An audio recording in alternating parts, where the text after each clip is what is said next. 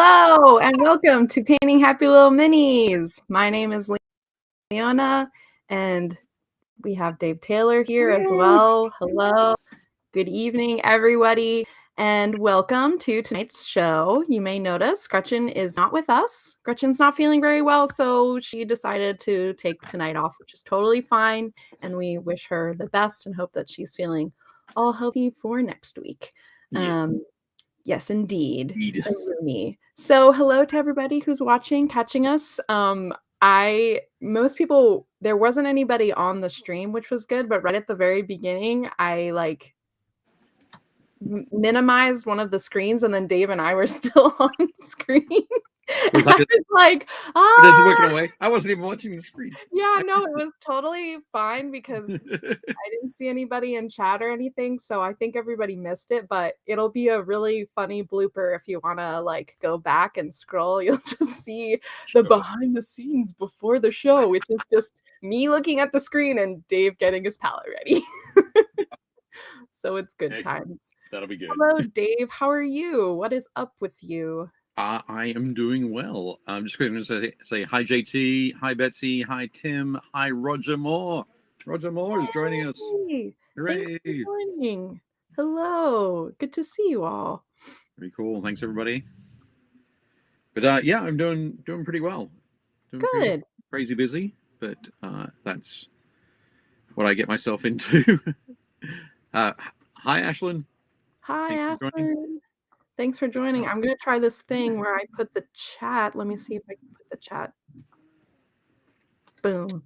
There we go. Oh. Because there's just two of us, it kind of works for us to have the chat on here as well.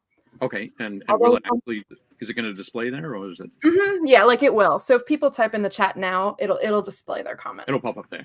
Yeah. How about that? I want to make sure it's not super zoomed on my face, but hey, Roger. Yeah, I've been missing a bit lately, but nothing getting done. Too cold to prime anything here. Yeah. No. Boo.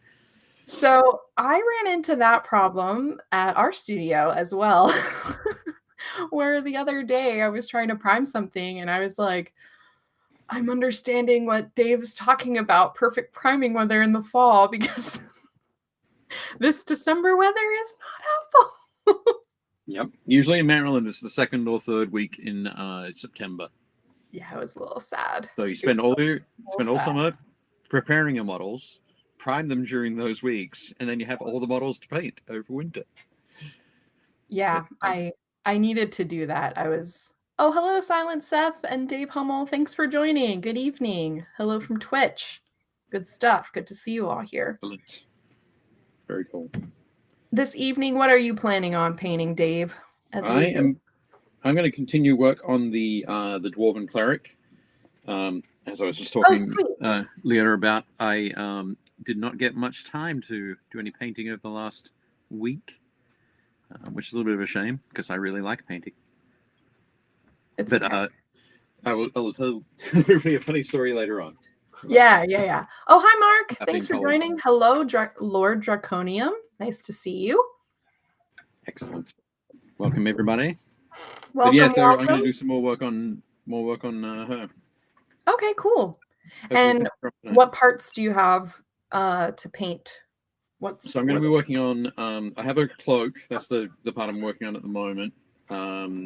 So the little cloak cape kind of thing that she has going on, doing that in a bone sort of color. Okay. Yeah. I've got the hair. So she's got two big braids that come down the side. I'm going to do those in an orange, which will go nicely against the blue. Oh yeah. Then I've got the books. So I'm going to do the books in red, and then some gold accents around the place. So nice. Be good. Very nice. Ashlyn says no painting tonight, just putting a few things together. Bit of a headache. Well, I hope you feel better. Yeah. But I get that. Dave Hummel says, whereas I have the opposite problem here for priming, and this is the time for me to prime. You're in Arizona. It's a little bit different, but yeah. So another world. I'm glad you've got plenty of time to prime there, Dave.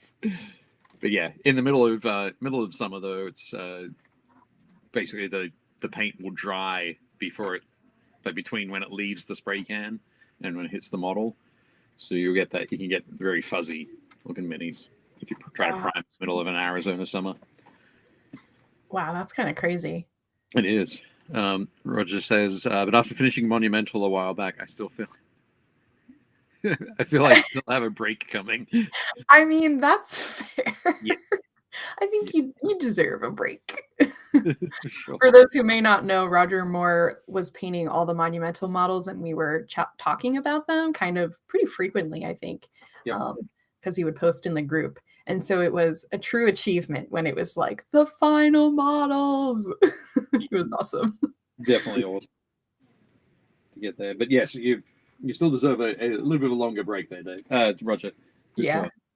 Betsy says doing some more Lord of the Rings figures tonight. Super cool. I love the way you're painting them up. They look awesome.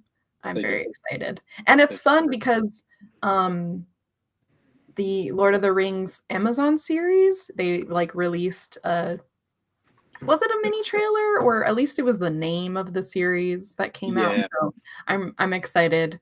Like that's your models along with like some of the promo material. I'm getting hyped up for Lord of the Rings stuff.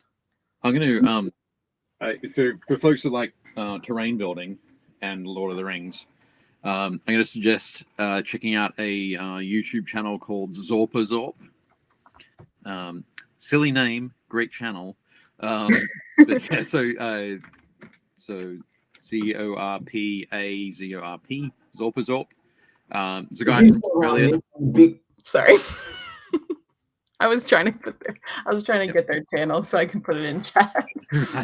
Yep. And then their channel trailer started playing. Excellent. There we go. So yeah, Lockie and Zorp there has been working on for kind of the last 2 years a big collaborative project to build sections of Minas Tirith. That's so cool. That's so cool. White City. And I just watched one this morning, which was basically him unboxing. He had like 7 or 8 other YouTubers build buildings.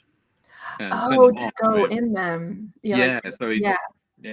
So over the last couple of months, he's sort of seen how he's gone about building his part of it, which is the city and the city walls and the streets and all that sort of. And this one today was him putting those buildings in place and seeing how. That's so cool.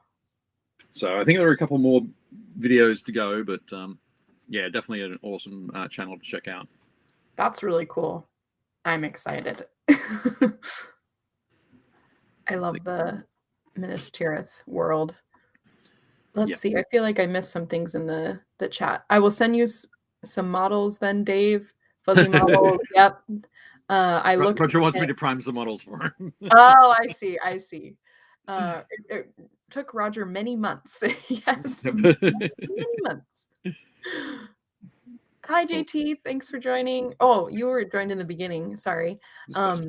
Continuing work on Fine Mold's TIE Fighter. Working on the pilot. No one will see. And then when it's fully assembled, that's fair. Yeah, that's always my favorite part. You know it's there. You know it's there. And you know in your heart, like you did a good job. Yeah. Definitely cool. Yeah. Hey, Steve. Steve Neveloff is working on a Malifaux crew and some more Zombicide models. Excellent. Ooh. I think the Zombicide Marvel crossover board game thing from Come On is just launched on Kickstarter. Oh, launched? Sweet. Either launched or is just coming to its end. Something about that. But anyway. That's a crossover. That's a crossover. Yeah, it is. It is. Crazy crossover. Seth is working on Wolverine for Marvel Crisis Protocol. Nice. Super cool. I think if you missed last week's show, you can go back and check that out and see a whole bunch of the terrain that I helped that I worked on as part of Spray Team for 2022 exactly for Adepticon. So that terrain will be on the tables at Adepticon, which will be super cool. Jeff is here. Hey, hi guys. And Mark is building a base tonight for his Age of Sigmar squad. I'm guessing that Mark is going to be going to Adepticon to compete in the Golden Demon painting competition and entering the Age of Sigmar unit Very cool category. I think there might be a few more things that Mark's going to enter as well, but yeah, looking forward to seeing those, Mark. That'll be excellent. But that's really cool. And what are you working on, Leona?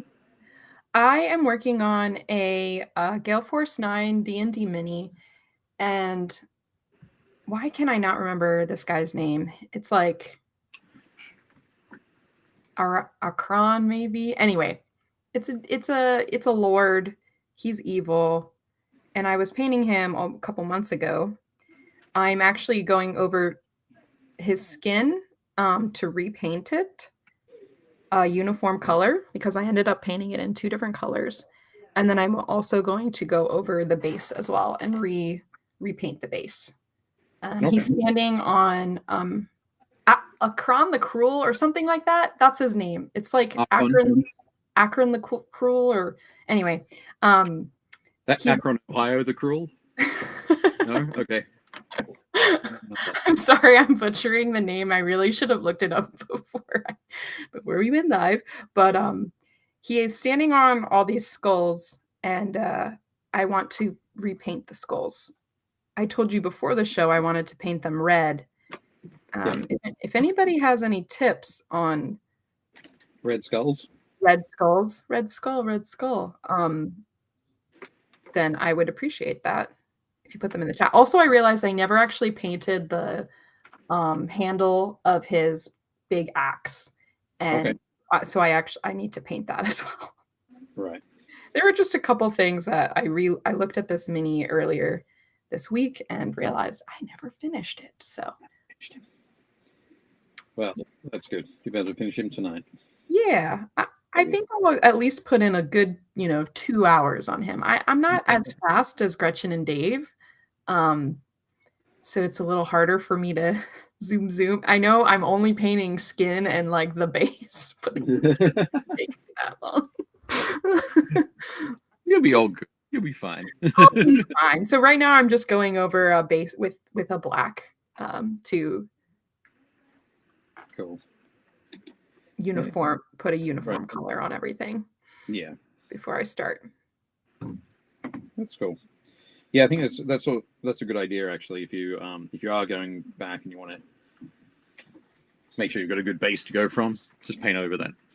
Yeah, paint it all over the uniform color and uniform base color, and work from there. Yeah, especially since the issue that I had was that I had the skin color be 2 different colors. I'm like, I need a uniform base here, people. I gotta tie these together. Yeah, no, that's fair. That's good. Silent Seth asks, "Are you going to Adepticon, Dave?" I am going to Adepticon. I haven't bought I have my room. I have my ticket. I have my work assignment when I'm there. I'm gonna be working at the hobby seminar area. Very cool. Helping my buddy Damon there run that, which will be really good. That's awesome. See a lot of very cool painted minis, which is something I like to do. When is Adepticon? That's the summer, yeah? No, it's March. Oh my goodness! So it's coming up. Yep, starts on the 23rd to the 27th, I think. Nice. Yeah. So yeah, it's definitely going to be very cool. So excited about that. Jeff says he's drawing a map for Dave. So Jeff Wildcard there is Jeff Hall, and yes. Hi, Jeff Hall. I'm basically putting together the final bits and pieces for the graphics for the Tremendous Tome. Yes, I did bring those up now. You want me to show the? Oh yeah, actually. Let's see. Which one do you want first? I just want to make sure we don't miss anybody in the chat. Josh has arrived. Hoy hoy. Hi. Mark said yes that he is going to be painting up some more stuff there. And yes, I'm going to be with Damon. So it says, nice to have to swing by the halls and say hi. I will see you there, Seth. Sweet. JT says, Gen Con is this summer, and I'm planning to go this year. I'm also planning to go, and I think Jeff Hall is planning to go. Oh, awesome. Mark says Damon is the best. Yes, Damon is the best. If you were watching, that would be awesome. Tim says they need to do a combo board game, mini painting, and then some kind of Gen Con afterwards with all the miniatures. You just combine everything. Just do all the things. You have an Iron Man event where you have to paint your army and then play an 8-game tournament with it. 8 too much? Maybe 5-game tournament with it. And then have a painting competition at the end. And you call it like marathoning. Like somehow a marathon has to be part of the name or something. Oh yeah, for sure. Miniature marathon or something like that. 72-hour marathon. That's insane. Yeah. It'd be pretty cool. You could do it. But yes, all good. But yeah, so as I mentioned, I've been working on some graphics for the Kickstarter. The fun. Also, hello, Gary. Good to see you. Yep. Oh, hi, Gary. Cool. There we go. All right. So, which graphic do you want first? The one that has the dungeon, or the Let's go with the one with the dungeon. Yeah. Okay. So, yep. Here we go. So, this is the. Sorry, that's my. Yeah, you can't. You'll just see my screen. It's mostly white. I'm sorry, this can't be bigger, but that's cool. I can zoom in. So, if you want. Yeah. So this is the cover for the Tremendous Tome of Decorating Dungeons. I went around to Jeff's place last Friday and took some photos, including that big, cool shot of adventurers encountering a lich. Nice. One thing I think I mentioned it before, and Jeff might have mentioned it on the show, but A Song of Ice and Fire, that miniature range is fantastic for pulling out great adventurer models, human adventurer models, of course, but yeah, definitely a lot of great range in there. Yeah, you were saying last week. Talking about it. Yeah. Okay, cool. Yep. So we've got some of those featured on the that front cover. But yeah, that's that cool logo there is from our buddy Tim Toolin. Put that together for us. He did a great job. he did. Yeah. It's a really awesome. I really like this logo. He's super cool. Basically, I come up with an idea and I like sketch it out and I send it to him and he makes it beautiful. He does an awesome job there. So yeah, that cover there is the sort of the standard cover that we're launching with. Cool. And because I want to experiment with something else, I'm going to try some gold foil on red, like faux leather kind of thing. So if we get to a certain point, we'll have like a special edition Kickstarter exclusive kind of cover, which will be this. Nice. Pretty sweet. It's that logo in gold foil, which I'm super excited about. I'm excited. Yeah, we get to that point and we can release that as a new pledge level and all that sort of stuff. Would be super cool.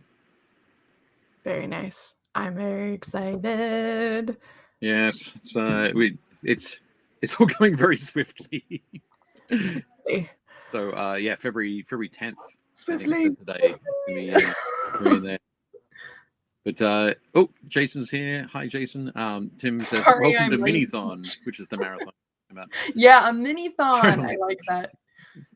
Yeah. Welcome. That looks really good. And hey, Jez, thanks for joining. Good evening. Well, for those who may be wondering and also just joined, Gretchen wasn't feeling super well, so Gretchen will be here next week, and make sure you come back next week to ask her all our questions about how her dragon is going, because that's what she's going to be. Yep, I'm working on. So we were just talking about the tremendous tome of Decorating Dungeons, which is a Kickstarter that friend of the show, Jeff Hall and Dave, are working on together. Yep. I'm personally very excited. I need to figure out if I want to buy, if I want to pledge it for myself or for someone else. You can do both. Probably both. Yeah. Let's just say Leona, I'm not going to stop you. Yeah, I know. Right? Right. Yeah, you'll have to catch it later. I guess I could bring up the yes, buy two, buy many, buy all. Just need to turn my phone off. That it comes in through my through your computer. Yeah. All right. Now that I painted, the issue is that I have a very big brush. You have a very big brush? Yeah, I'm trying to find a better, smaller brush. Okay. For me. That would be a good idea. A bit smaller. Good evening. Hello, Mel. Thanks for joining. Oh, hey, mate. Excellent. Welcome, welcome. Here's what I'm working on. Dwarven Cleric. So the cloak is what I've been just hiding behind the shield there. So I've just done a couple of layers so far, but it's coming along. And then I think next I'll probably work on those. Actually, at the same time, she has a couple of books on her there. So there's one on the side, and she's obviously holding that book up in the air. I'm going to paint those, paint the interior pages just quickly. Get those done. Excellent. Oh, and Mel says, awesome news on the dungeon book. Yep, very excited.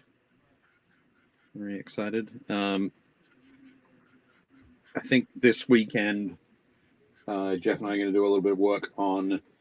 So just got a whole bunch of unpainted Dwarven Forge stuff, as well as like a huge wall of totes of painted Dwarven Forge stuff.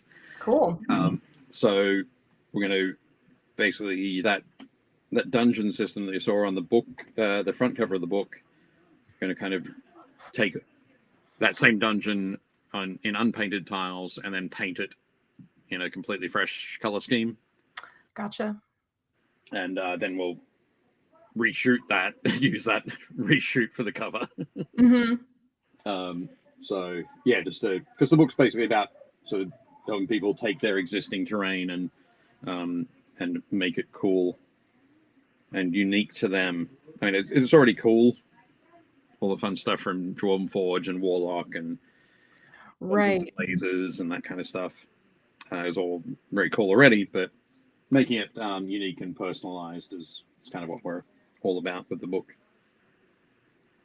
So that'll be fun. That'll be really fun. I'm excited to see it. But, yeah. Very excited indeed. Indeed. For those who just joined, let us know what you guys are painting, or if you're not painting at the moment, what you guys are working on in terms of personal projects and stuff like that. Broad stroke stuff. Yeah.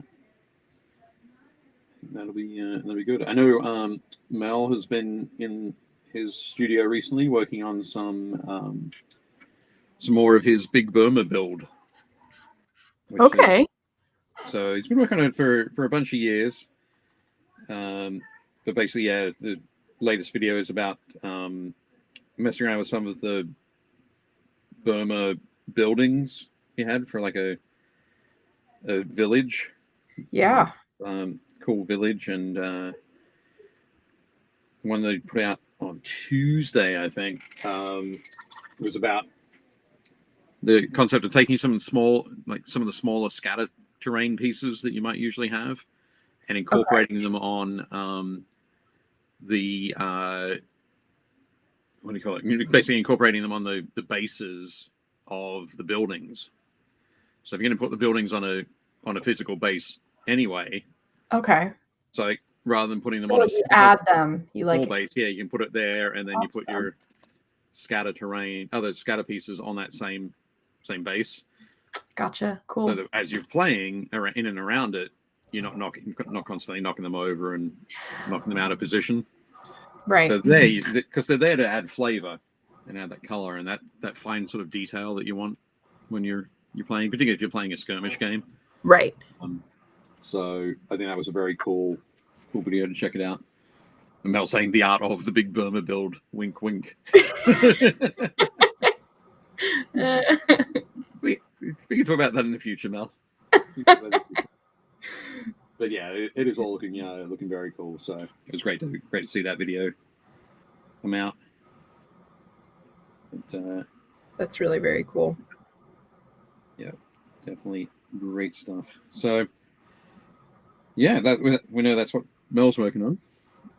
Jez has put his Stargrave terrain to one side for a day to work on a Viking period shield. Oh, like full size, 1-to-1 scale. 1-to-1 scale. 1-to-1 scale. You got to ask the scale of it. I love that. Is that a 1-to-1 scale? 1-to-1. That would be big. That would be a big shield. I feel like those things are big. Mel's gonna head to bed. It's like 12:30 over there. Thanks for joining. Good to see you. Thanks for stopping by. Yep. They says you and me both, Mel. Is that bedtime? Bedtime, or good to see the books flowing? Either way, all the best. But Gary says I'm laying out some pavement on my road to hell in Gaslands. Nice. Cool. Excellent. Big fan of Gaslands. Biggest fan, photos of right there. Big fan. Fun? I said big fan right here. I thought we were going to point to a large fan that you had in the back of the. Oh. So yeah, Gary, you'll definitely have to post some photos of that in the group. It'd be very cool. Jason says these out of studio streams are cool because we get to see Leona paint too, but she works on a lot of new minis each time. We don't often get to see her finish stuff or the status of what she started. Imagine workplaces like mine with 5 unfinished minis and 7 unboxed but never touched. Yeah, kind of like that. a little more bookshelves. Oh yeah, that's what he was saying. Cool. JT says if I bring my art of books to Gen Con, will you totally sign it for me? Well, I'm not the artist in there. I'm just the publisher in this case. So, but if you bring the first one, the miniature monthly, I think. Well, I definitely know that Elizabeth will be there and Aaron will be there. I'm not sure about Matt. He might be there, but definitely the other two will be there, and they'll be able to sign that first one for you, for sure. Dave can say, did publish this. Publisher signature. Yep. Well, at the end, there's like my final thoughts, so maybe I can sign that page. Oh, there you go. No. Aaron will be a flying frog. Cool. Yep, Aaron will be at Flying Frog, which will definitely be very good. Shadows of Brimstone. Yeah. So Jez says, it's a practical 1-to-1 scale shield. It's got a coat with being hit. Ooh, leather fronted, 34 inches across, a metal boss. It's looking very cool. No, that's what I was thinking. I'm like, it has to be pretty wide. Yeah. So Jez, is that also going to have a metal rim around it? Or was that not actually a Viking thing? Curious about that. I'm gonna like start doing like research, and then I'm like, no, nobody wants me to see the go accuracy of Viking shields. Well, this is the point where Jez could tell me anything, and I'll believe him. Yeah, so. That's fair. When I think of Viking shields, I think of the circular ones. I don't know. Yep. That's okay. No, that's right. Okay. But yeah, it's just a matter of whether they had a lot of the time you see them. You see sometimes they have them with them, sometimes they have them without. And then like sometimes I've seen them like with metal spikes on the front. If that, I've always wondered if that's Yeah, I'm not sure about the spikes. Okay. Like just like one metal spike in the center. Like a big cone. Mm-hmm. It's a possibility. I don't know. Jez will have to let us know. Please let us know. Oh, sent Dave the map sketch. Now time to paint. Very cool. That's awesome. And Liz will be at Panda Cult. Super cool. Josh Potter is working on the mounted versions of the Thunderbolt Mountain Miniatures Arthurian Knights. Ooh. You can watch later on my new Twitch channel. Hey, very cool. Oh, cool. JP got rockets. Got rockets. Is it got rockets or grot rockets? JP. My goodness, Josh Potter. Got rockets. Got rockets. Cool. The center of the shield. The center but of a shield is called the boss. Is that real? That's true. Yeah. So it just says down there the he's working on the metal. It has a metal boss on it. That's the bit in the center. So whether there'd like be a handhold behind it, and it's the metal thing, and so that's where the hand would be. And the shield is around it and attaches so the boss. Gotcha. So I have a question. I have a blue cape on this guy. Yep. And apologies for my lighting. It's very terrible, but he has a blue cape. He has silver plated armor. Yeah. He's going to have red skulls for the base. Okay. He also is holding a green flame. And my question is, what color should I paint the skin? He's like a dragon. Dragonborn? Yeah, he's a dragonborn-ish looking character. Okay. But his skin doesn't have scales. It looks more leathery.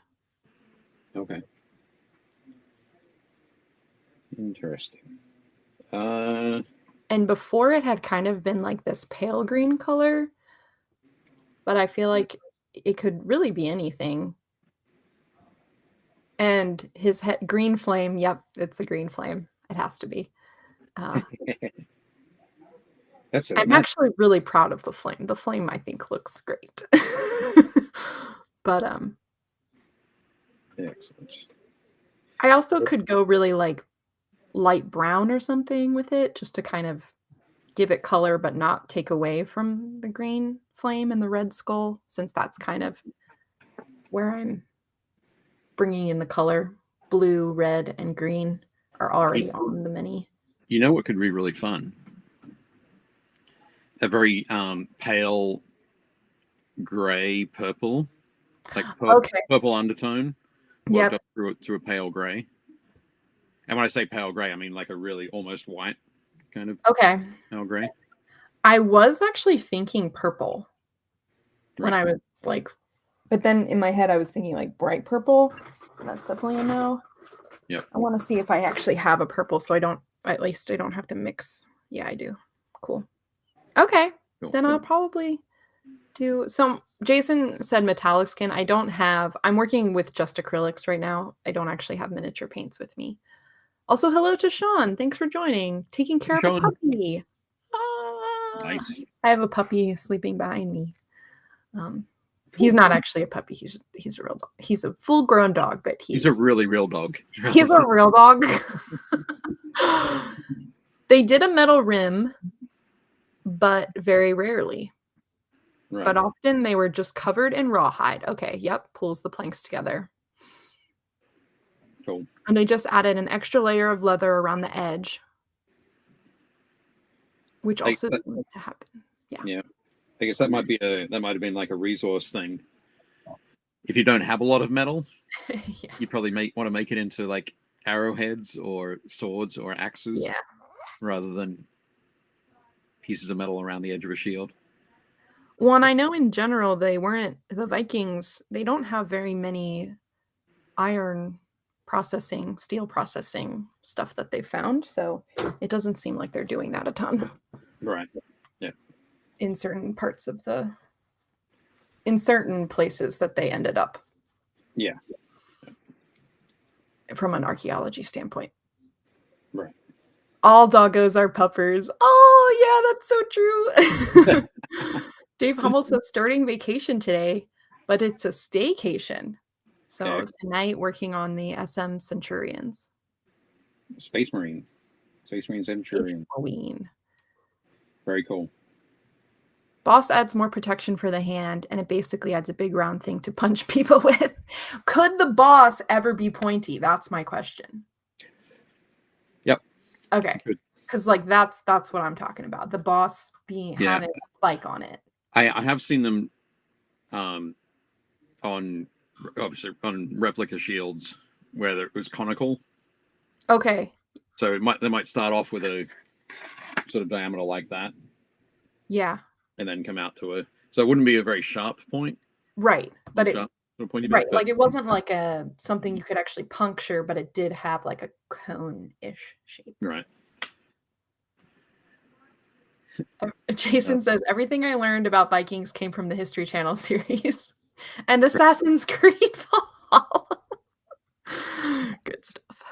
Yeah. Shields were really thin at the edge, so there's a chance that they were to actually catch and trap blades as they cut in. Oh, that's so cool. Yep. That is cool. You can imagine you just imagine that, yeah. Somebody hacks at your shield and then you bites in, and then all of a sudden they got the weight of the rest of the shield. And you could drop your shield arm and their weapon's gonna sort of be pulled away with it, and then something fun and kind of in that note, Roman Pila, their short throwing spear that they had was mostly wood, but then the last like foot or so of it was lead. Okay. Yep. And sharpened to a point, and the idea was that they'd throw that at fairly short ranges, but it would pierce through a shield, and then it'd have a little barbs on it, pierce the shield, and then the lead section would bend and be stuck in the shield, so the shield was then useless. That you have to drop their shield and just have like a sword or a knife or an axe or whatever they had left. Yeah. So yeah, and also because they were bent, they couldn't be picked up and thrown back at the Romans. Oh, interesting. Then yeah. Weaponry, am I right? It's actually I mean I really like learning about history and things like that, so it is very fascinating. Yeah. I have a 17-year-old puppy here. Oh, she acts like it. So cute. It depends. The boss could be pointy, depending if they had their coffee and cruller this morning. Okay. Thanks, Josh, for that really historic accuracy. Cone bosses were a thing. Anglo-Saxons seemed quite fond of them.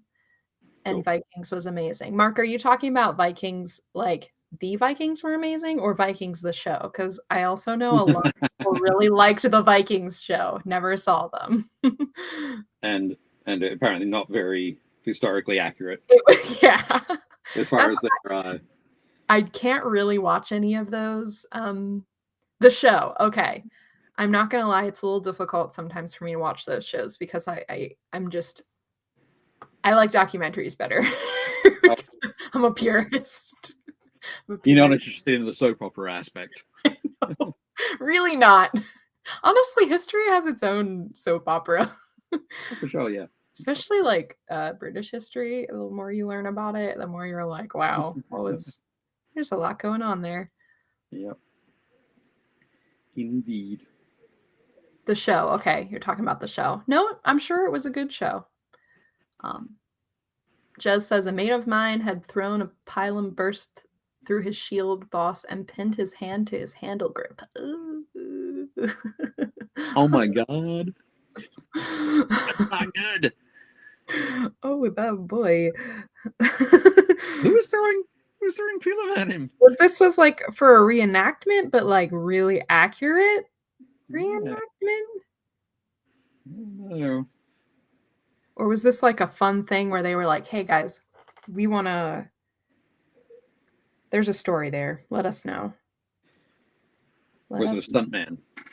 Let us know. Oh yeah, maybe he's a stuntman. Yeah. That could work. Occupational hazard, having your hand pinned to a shield. Yeah. Not good. Not good. Not good. Oh, just said he made a few sword belts and scabbards for Vikings. Very cool. Vikings the show. Oh, very cool. Yeah. I assumed not real Vikings. Not real Vikings. Yes. That's awesome. Yep. Definitely cool. Still waiting for that Napoleonic War themed History Channel drama show. Yep. Don't know why they don't want to do that one.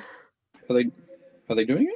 No, I'm just saying, I'm like okay. Being facetious. Oh. Meaning I'm still waiting. They haven't made it and aren't planning on it. So you'd actually like to see it, is what you're saying? Yeah, I think that would be interesting. Okay. Cool. Yeah, I think it'd be great. Very cool. I think I've probably said this before on the show. But, I'll say it again just in case I haven't. Originally, I used to say that Napoleonic wargaming was where like old wargamers went to die. But after working on an army, when did I work on that? Like 10 years ago. I realized that it's actually that's kind of true, because there are so many different theaters and armies and scales of miniature and rule sets for it that Right. you could be a 30-year-old wargamer and start painting an army and then not just stay painting Napoleonic stuff for the rest of your life. Nice. And never have to leave the genre at all. It should be amazing. Still there. Yeah. Amazing. Okay, so the book is now read. Oh, nice. And I may have to go and write something in the book. I'm not sure what, but it will just be little squiggles. Oh, you're not going to try and write a spell? Red or red? Exactly, Dave. Exactly. It's both. Ha ha ha ha. Just while I've got it on my palette here, I'm going to mix up the blues and highlight the blue sort of surcoat that she's wearing. So with these adventurers, they're a little different than, painting a war band or an army. Yeah. Have you found like different things you like about that, or different things that you don't like about that? Like what has, I guess, been maybe some challenges? Oh, with these the frameworks models? Yeah, with the frameworks, and also the fact that you've just been painting like more individuals. Yeah. Right. Models. I think or adventuring party, themed adventuring party. Right. I don't know. I think it is fun sometimes just to paint a bunch of individuals who are hanging out together. Okay. And because you don't have to use the same colors, right, that you would probably more likely do if you're doing a warband or a uniform group. But yeah, so that's been fun. But what are the things I do to kind of keep them tied together is for their like the neutral colors. So okay. For browns and grays and that kind of thing, I try to use the same colors for those. So okay. The differences are in the skin and the hair and the bright colors. Gotcha. So For example, the other two that I've got in this group don't have. I don't think they have any blue on them. So having this nice sort of solid blue that I can highlight up to something nice and bright is unique to this model. So that's her sort of personal kind of feature, yeah. But because the medals are done the same way, the we call it the boots, the gloves, that kind of thing, are all similar. Yeah. Because even though you can get a lot of variety in leather, generally at that distance on a miniature, it's not going to look too different. So you can keep them all sort of nice and fairly uniform, just to tie the group together, even though they are all individuals. I didn't think about how using the neutral colors is a good way to give some consistency, but allow for you to change it up when you want. Yeah. No. The other thing as well is that normally would do is, and I've done in this case as well, as the basing. So okay. It's the same. They all look like you can put them next to each other, and they all look like they're in the same space. Right. When you're doing larger bases, or you're doing bases for models that are outdoors, you can tie them. You can generally have brighter colors as well that tie them together. But these ones are fairly small bases, and they're gray stone, so there's not a lot to pop them out. But they're all consistently gray stone, so that's all good. Now it's going to work out how high I take these highlights, the blue. There we go. Jez says it was a display, always an element of danger. He was okay. He stuck through his thumb, the thumb webbing skin, and bled a lot. I'm sure it did. Oh, nice. And then conversations about red books. Let's see if we can see my mini better. Oh, cool. Yeah. If I have like a light on it. So this is like the purple. It's quite bright, actually. I decided to go for bright purple. Oh, the skin. Okay. And then I'm gonna do what you said and like add more gray tones to it.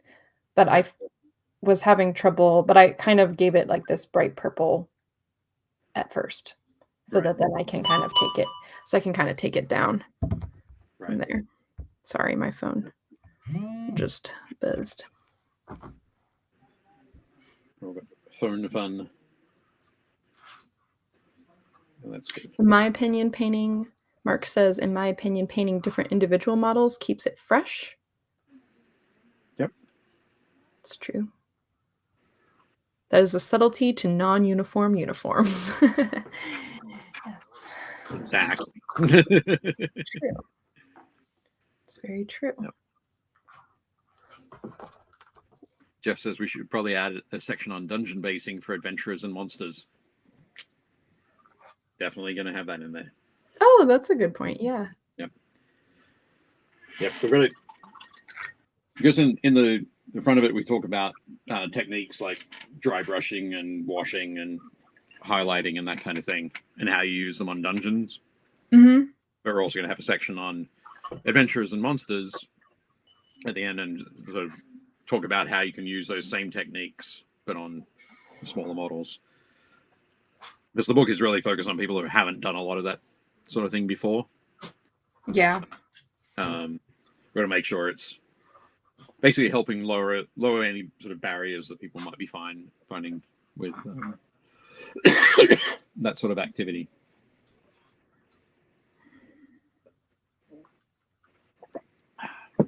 So when you do skin, how many layers? That's a good question. Of color. Because I'm like mixing this other purple. I'm adding some white into it and a little bit of black because I'm trying to create like a gray, more gray purple. A lot of it depends on how much space you've got. Okay. So if you've got a large area of like muscle mass, yeah, like on this guy, for example, on his arms, yeah, they've got those big chunky shoulders and biceps and so on. Yeah, you've got a lot of room to do like 3, 4, maybe 5 highlights. But on his face, it's a much smaller area for each of the places where you want highlights. Gotcha. So while the top of his head might have 3 or 4 highlights, his face might only have 2. Okay. So, yeah, it's just working out where your steps are in between. Yeah, I'm thinking maybe 2, max 3 for this model because it's quite small. That's cool. That's cool. Not a problem at all. I'm like, okay, that works. Yep. That works. Yep. Because sometimes I'm like, I want to do 5, and then it's the tiniest model, and Yep. And it's like, that was a terrible idea. And then I'm on 3, and I'm like, that's not my highest highlight. Yeah. It can be tough. It can be tough. I do more. Yeah. Usually if you're working between 2 colors, like a base and like whatever you're using as your base coat, and then you've got whatever you're using as your highest highlight, and you're mixing in between, you can mix that middle ground. So put on your base color, mix that middle ground, paint the highlights there, and then where you have those larger areas, you can mix a shade in between the mid-tone and the base. Okay. And paint shadow rather than painting highlight. You can do highlight, shade, then come back, paint the next highlight up, or the top highlight. Gotcha.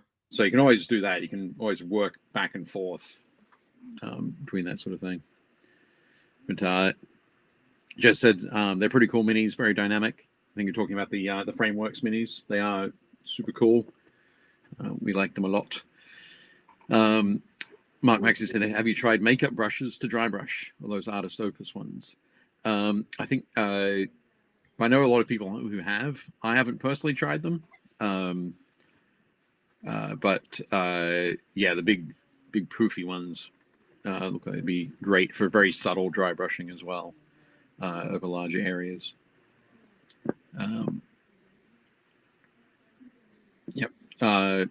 Dave Howell says, Mark, I know that feeling. Painting a bunch of standard Marines gets very tedious.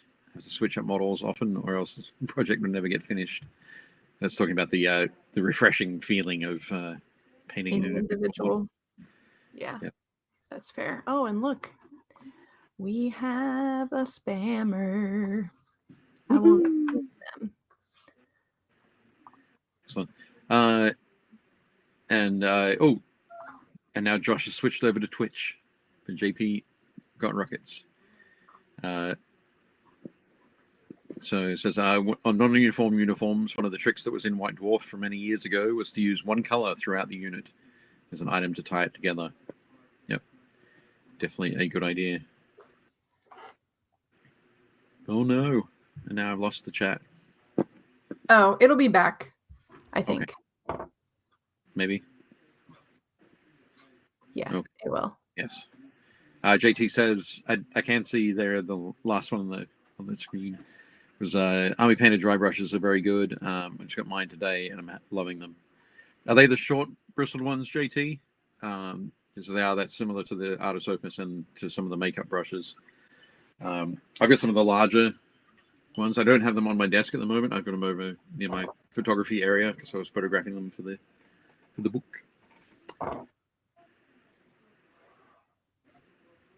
Just give me a moment. I need to mute myself and go off screen. Okay. My dog is giving me some issues. I'll be right back. Okay. And then we can talk about minis. Lil Minis. Sure thing. Well, this will be fun if the chat isn't working and it's just me talking. Should I play some No, music? it is working. Can you see that? Right. Okay. I lost my stream chat as well. Oh, I'm sorry. On my side, it's working. So. Okay. Is it back now? Your side. So that's Twitch. I'm not sure. Okay. No, for me, through Restream, it's just getting my. It looks like your embed link is invalid. Visit the chat. Grab a new one. Okay. So maybe I have to do that. Let's try that. I have to log in. It doesn't know me. Continue with Google. There we go.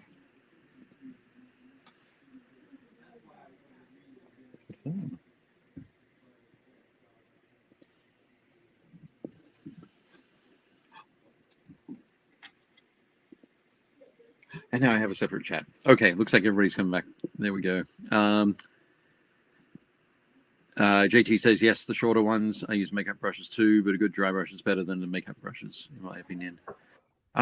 So the ones from the Army Painter, the shorter ones, are they like a stiffer bristle? So know that obviously the makeup ones are very soft because they because they're supposed to be on your face. Yeah.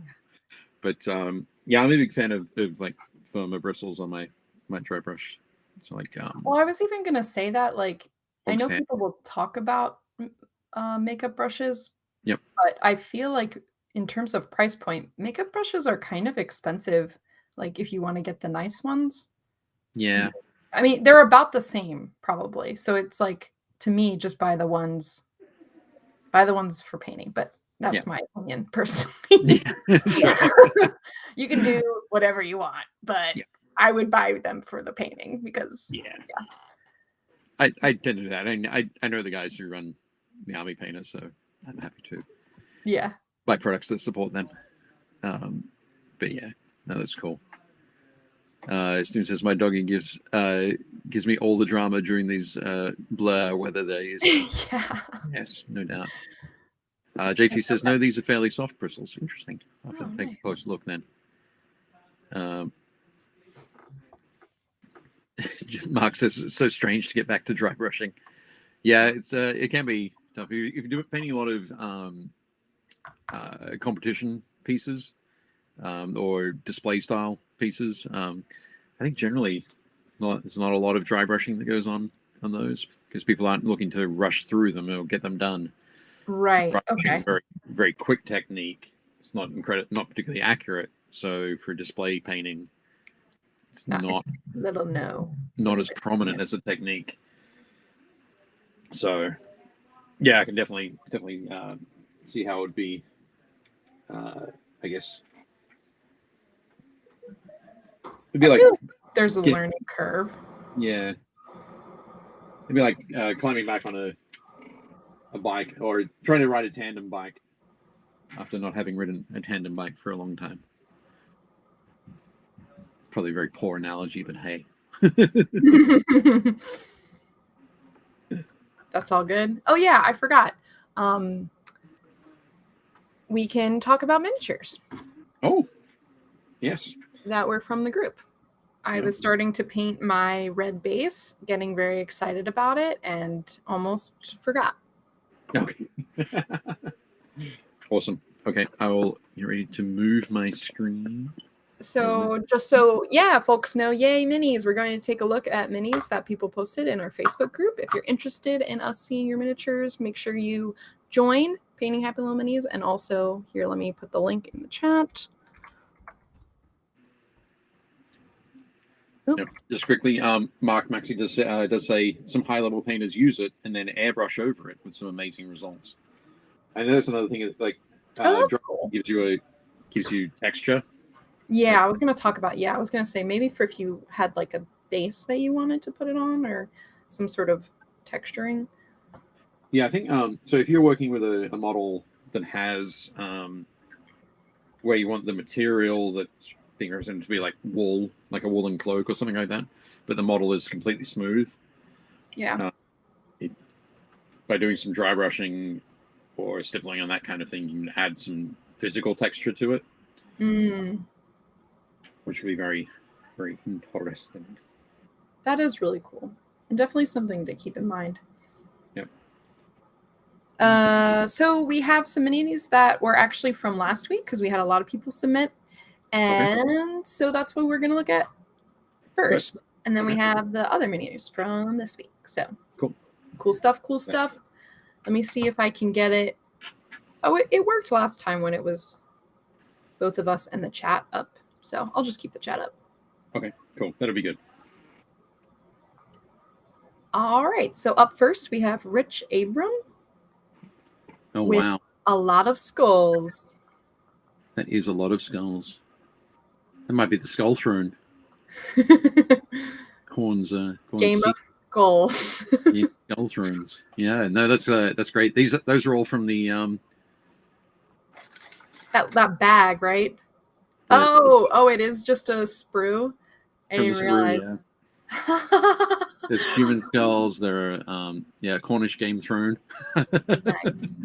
Kind of like a little bit like a Cornish game hen, but not as tasty. Yeah, There's more bones somehow in it this. just doesn't hit the same. No, more bones in this one. But yeah, looking very cool. We're just gonna have a lot of fun painting that up. What's fun about skulls is they are very fun to paint. Yeah. As someone who's painting them right now. Oh, just saw Jeff in the chat. First time I see him in the chat. Hi, Jeff. But yes, I think hitting that with like a the Wraithbone spray from GW, the Skeleton Horde contrast paint would be the quickest way to do that. But yeah, so many different ways to paint that many skulls. That's gonna be a lot of fun. Looking forward to seeing that finished up, Rich. Yeah, it looks good. Cool. Yep. Sebastian started these 4 fluffy fellows. Excellent. Yes, some great Wookiees there. Who's been watching the Book of Boba Fett? Not me.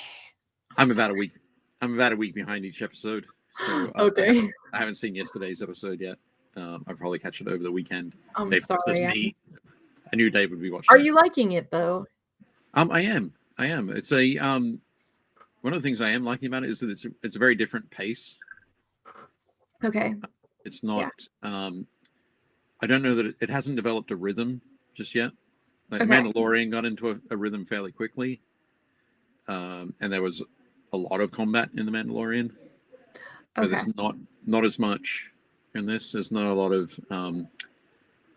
fight scenes. Fairly quickly in the Mandalorian, it was like, okay, you've got to go and get this thing, and you got Grogu, and it's like, okay, the rest of the story was like working out what he was going to do with Grogu.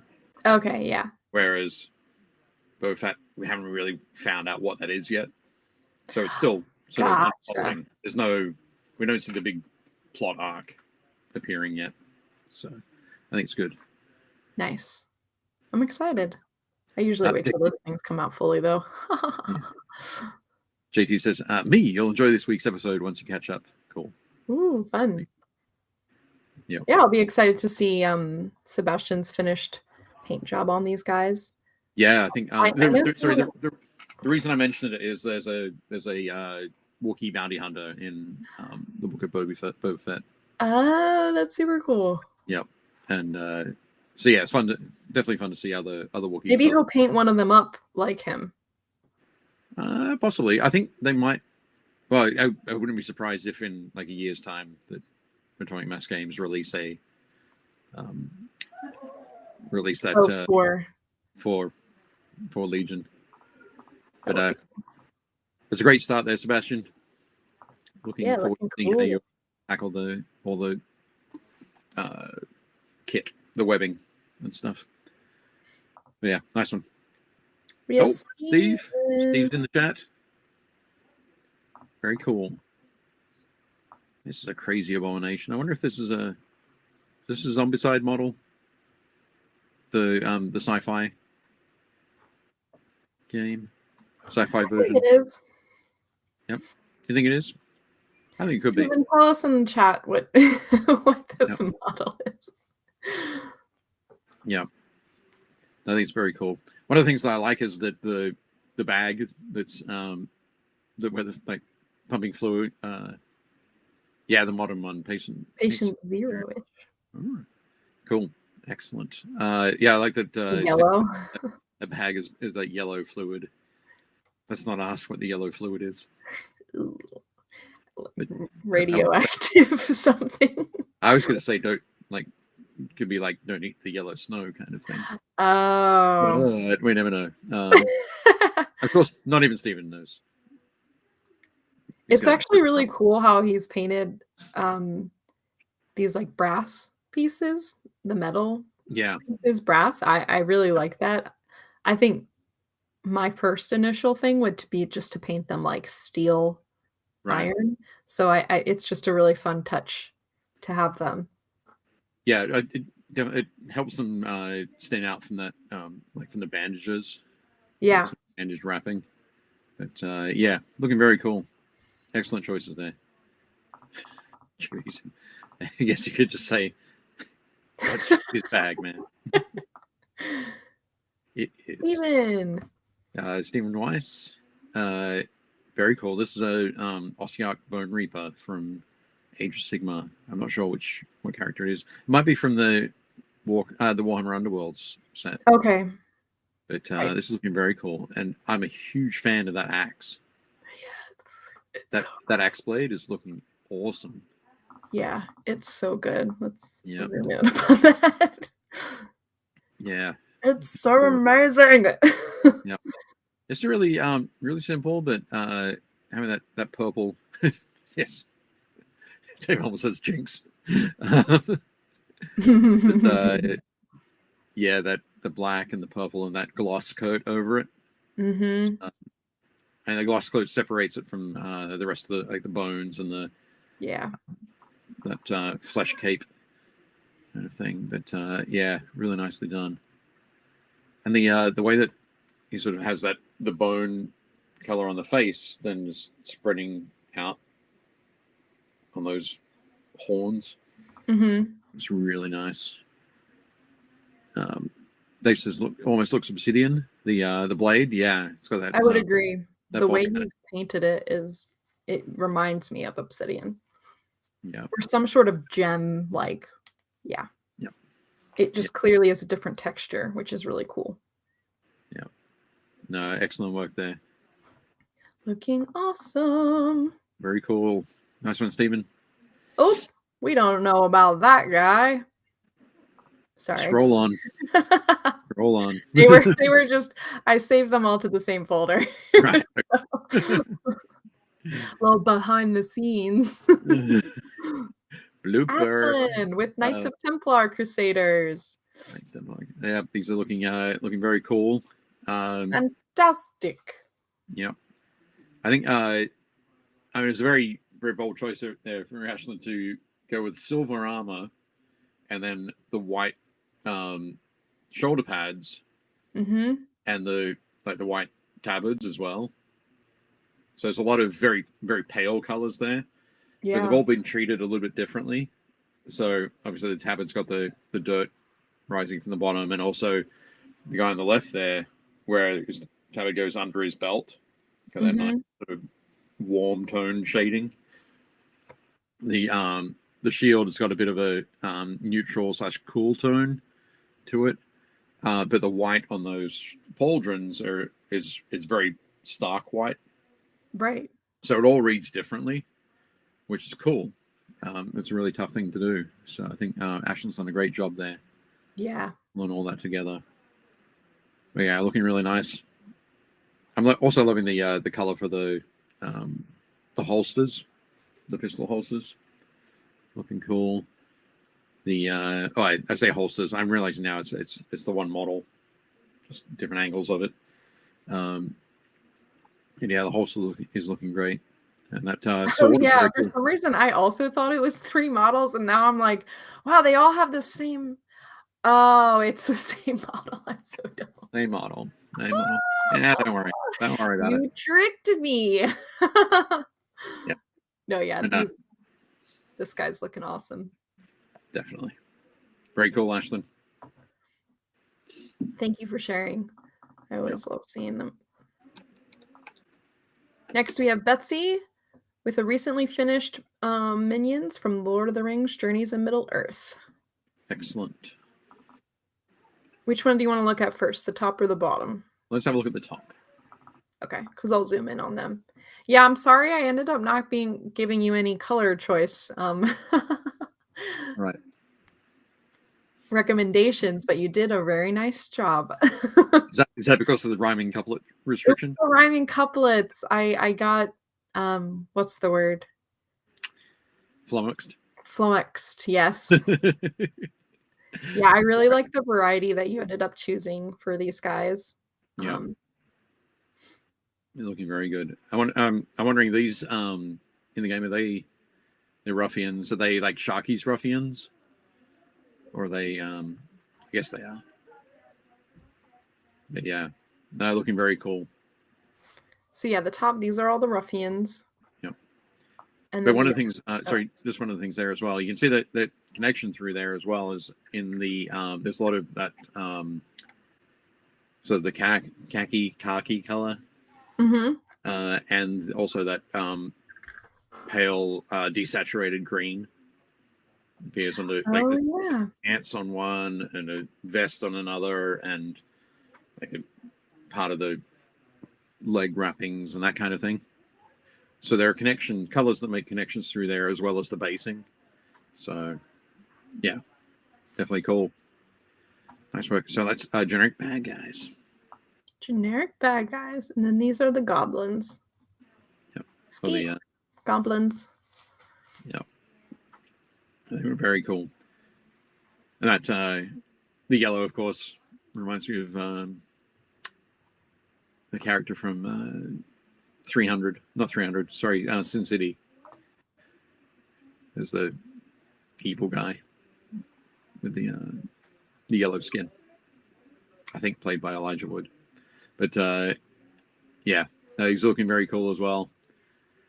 Obviously, there the armor is that consistency across all the models, that part of the uniform, and yeah, they got the browns and the blacks in there. Or the yellow is Nasdreg yellow contrast paint. Very cool. But yeah, looking great there. Nice work, Betsy. Yes, very nice. Very much enjoy it. We have Brittany Sanford with their current work in progress. Still have a few tweaks with it. Very cool. So yeah, this is a WizKids mini, isn't it? I think. The Reaper. Yeah, looking very nice. I love that that blue. That blue's looking really very cool. And you haven't pushed the contrast too much, but it's enough there in that sort of that the lightest blue and through the black on those robes. Looking really good there.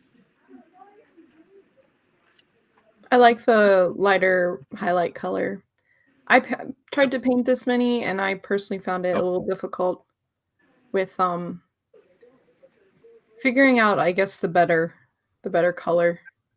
Like, I like that she put a blue on top of it, or at least that's what it's reading in the light, as opposed to a gray. Like, I was bringing it up to a gray. Right.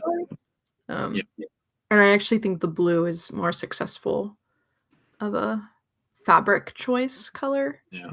It gives a different feel for sure. Yeah. Having it in there.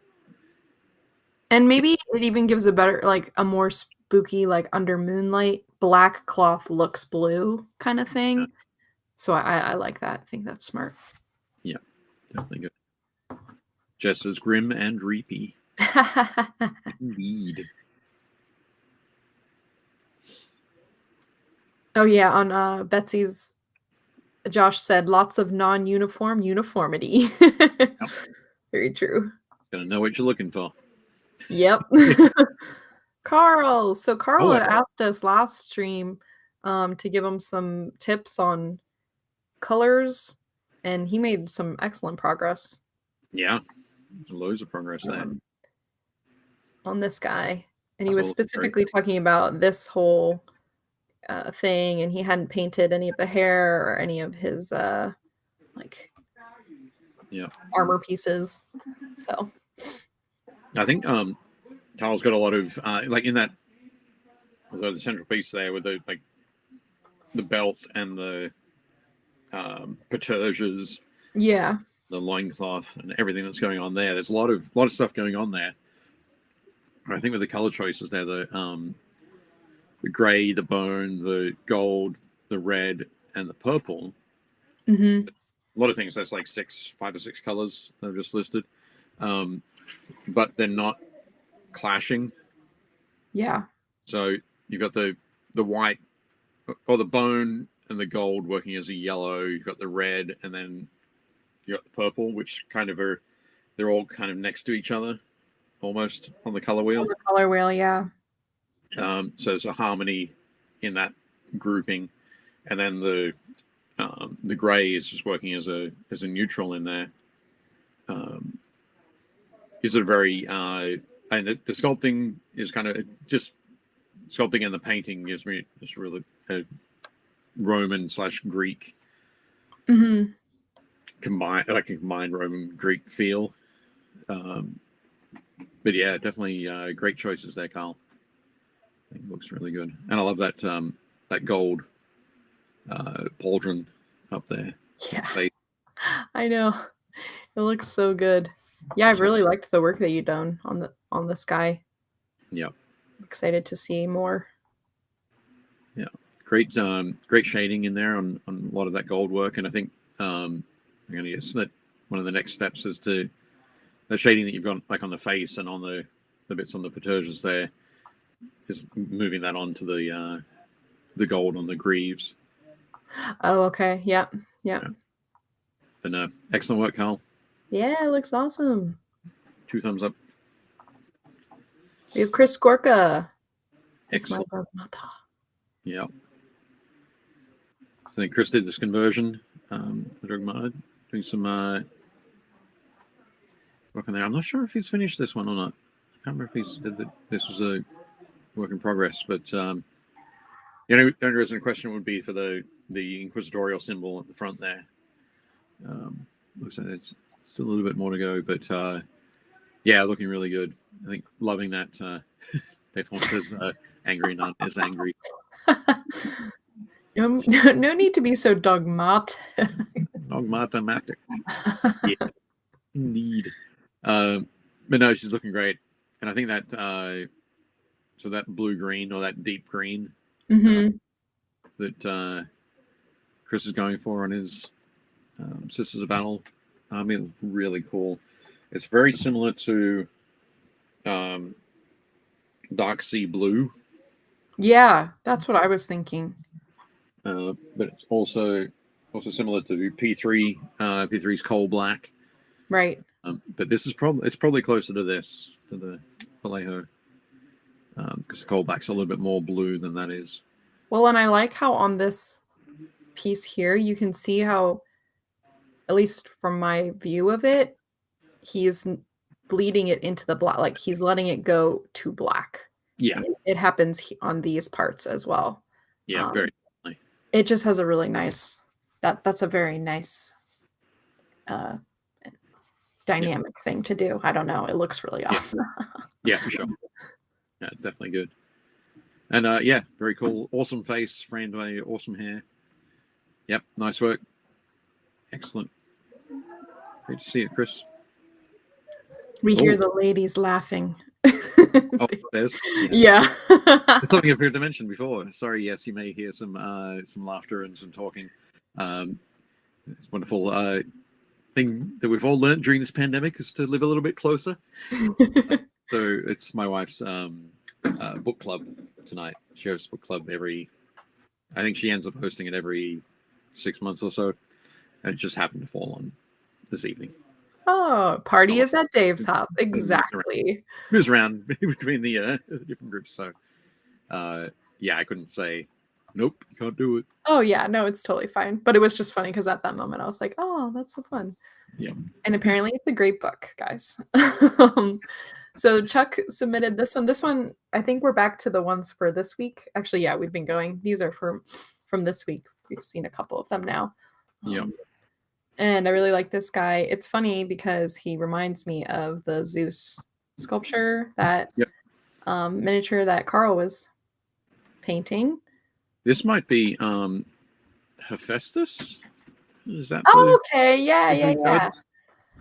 Or like I think the Roman version is Vulcan. Is that right? Roman god is Vulcan, but basically the smith that just says book club. Just says book club for the Necronomicon. That's a shame we don't have Thomas in the chat. Thomas Roach, we need the book club for the Necronomicon. But yeah, so I think that's who this might be. But yeah, that would make sense. Excellent job here. Again, Chuck's got a lot of that similar sort of feel of that working in one section of the color wheel.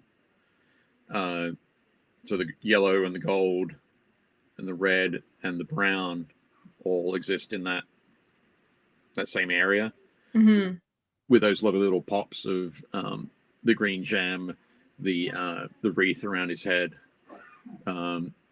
just really reinforcing it. So yeah, looking very cool. Yeah, and I love his robot arm. yeah. And it's another thing that maybe make me think it's that god. Yeah, no, I mean it totally makes sense that it would be Hephaestus. Yeah. Oh, there we go. Oh, War yeah. Gods of Hephaestus. Ah, thank you. Yep. So that'd be War Gods of Egyptus, which is from Crocodile Games. Oh, nice. Very cool. Awesome. Yeah, I'm really liking this mini. Great job. Thanks for sharing. We have Clive Mills. Yes. With a Reaper Lizard Man. Yep. Looking very cool. This I feel like he's like a lizard man from the sand world. He's got that sort of thing, but I was going to say an albino. Oh, true, yeah. And in this picture, you can kind of see. I think there is some gold, a little bit of metallic. Yeah. Yeah, I think Jeff has worked that. Clive has worked that in there. Yeah, for sure. We know talking before about like possible skin colors. Mm-hmm. This is one of the tones I was also thinking. It was like, yeah, this way, but it might be a little bit too far off. But I thought you might like the purple piece instead. I did like the purple, yeah. But no, I think this is cool, and also, again, we're working in that same sort of thing. Most of the colors are very warm, section, but that little pop of green for the eyes is a great choice there too. Excellent, nice one, Clive. Oh. We have Jeff Holbridge with Fujin from the Rising Sun miniatures. Excellent. This is a crazy model. There's a lot going on here. It's got clothes, layers and layers and layers of clothing. Flying. So it looks like this piece here wraps around them. Right. Yeah. I think if we got a picture, Jeff, if you're in the chat, you can confirm these clothes wrap around them, I feel. Yep, I think you're right. I love that they just gone in and painted that pattern on that through a roll of cloth. It's awesome. Yep. So the Joanne God of Joanne God of Fabrics. That's so funny. Jeff is in chat and said yes, that is correct. Oh, awesome. Thanks. Yeah, no, I really enjoy the way that you painted up this guy. Yep. When laundry day goes bad, for sure.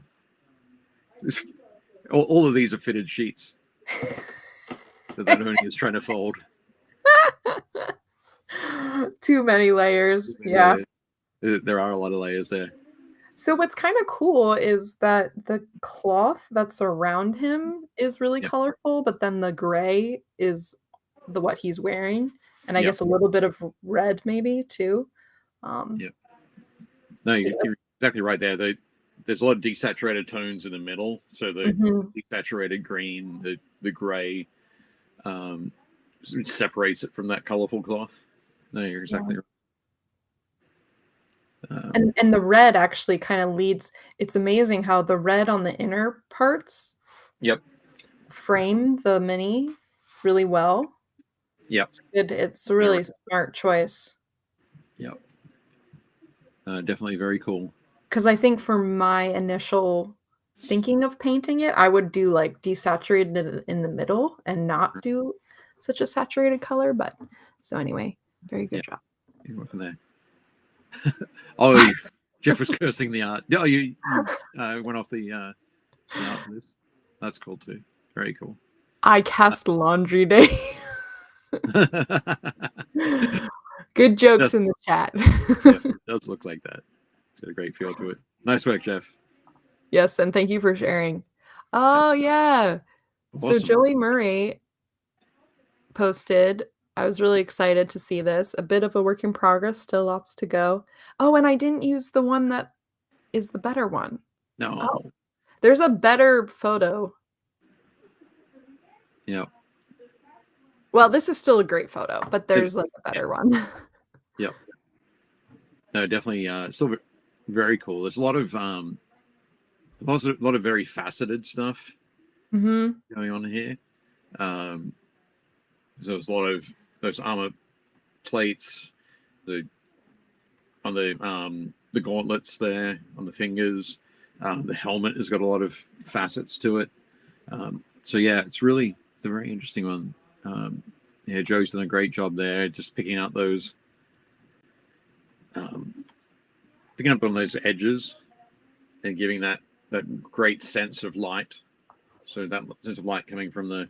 Do you see that? Oh This is the one that I actually wanted to show because I thought it showed the angle better. I don't know. I think the one that you've put in is actually really good because I think it gives it a stronger feel of the lighting. Yeah. So that lighting from overhead, from over that, or in front of the left shoulder there. Gotcha. So you can see over the helmet. It's about they have to look at the shadow on the model or the lights. No, that's perfect. I think a lot of this is very much the way it's been painted. So and I think it's easier to see in the other photo that I showed that it's actually the painting. Yeah. But no, Joe's done a great job there. It looks amazing. Yeah, the lines are amazing. I love the subtlety of those colors. There's that lovely sort of reflection in there of the blues and purples. But yeah, looking really nice. Yeah, it was nice to see because I know Joey doesn't always post because they're doing a lot of more intense things. So it was fun to see this work in progress. Yeah, thank you for sharing. Definitely, we look forward to seeing the next stages. Very cool. Very much so. Next, we have Mark, who's working on some OSL and shading. Very cool. So I expect this is one that will be coming to Adepticon. Check it out. Little guy down there. So yep. So yeah, some OSL there from the those crystals. Yeah. Looking out of the ground, they might be warpstone crystals, I think. But yeah, one of the things that I love, and if you're going to do a backdrop, if you're going to do a small backdrop, one great thing to do is to have a door or an archway behind. Doesn't have to be the whole archway, doesn't have to be the whole door, but just something that suggests something beyond. And, Mark's made a great choice here because it's not just beyond. You know that this model has come down into a dungeon of some kind.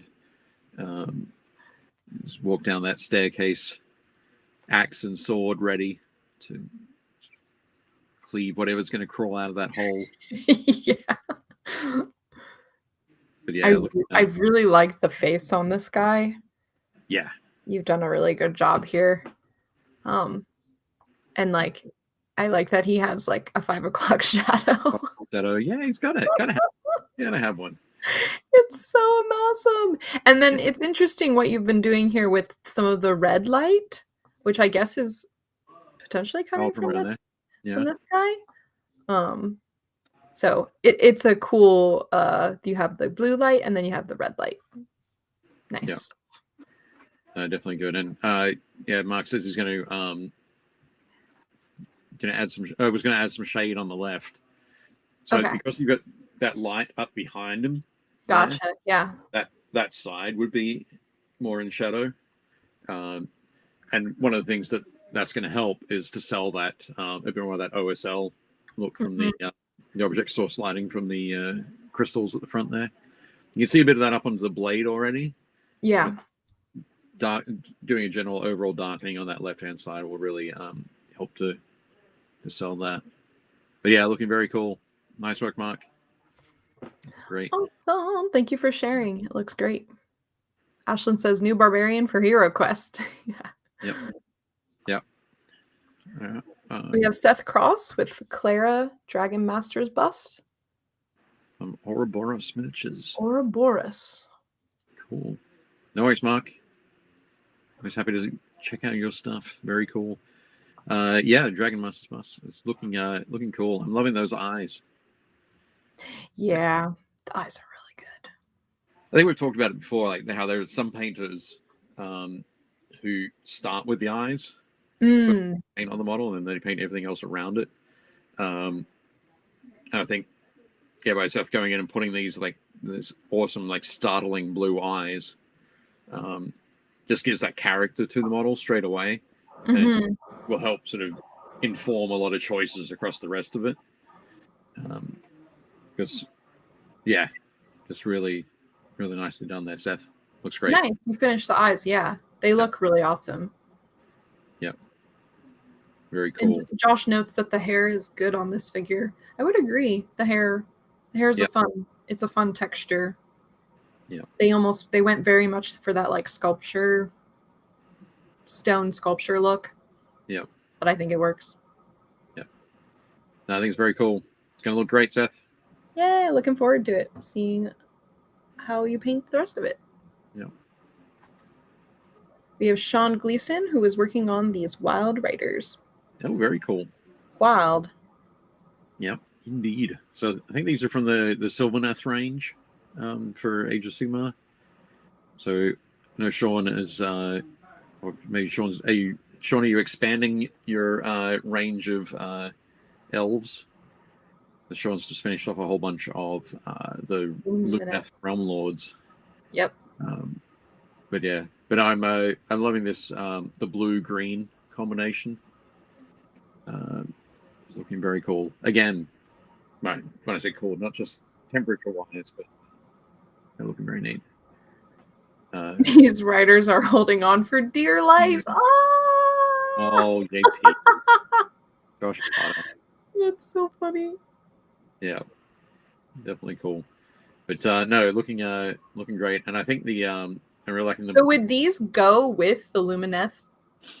You could put them. I think when it comes down to it, doesn't matter. It sort of comes down to who you're playing with, but I'm sure you could include these in the army. They don't have the same army keyword.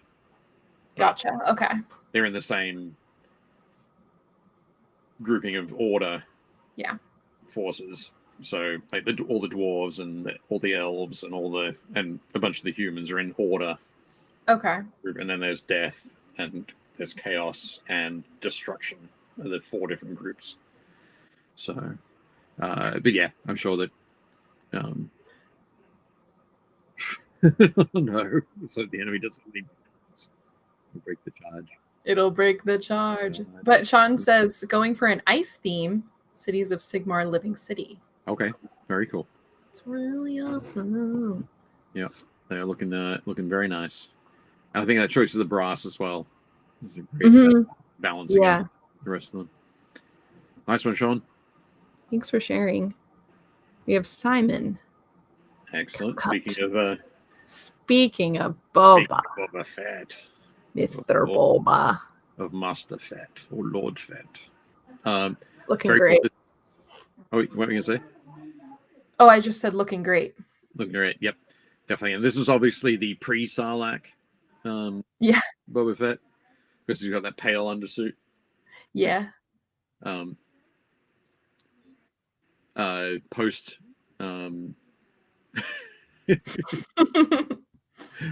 Sarlacc, obviously he's got that the darker, almost black undersuit, and the dad bod.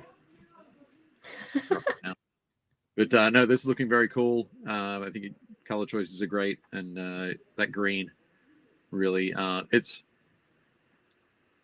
think sometimes when people paint up Boba Fett, the green could feel a little bit flat.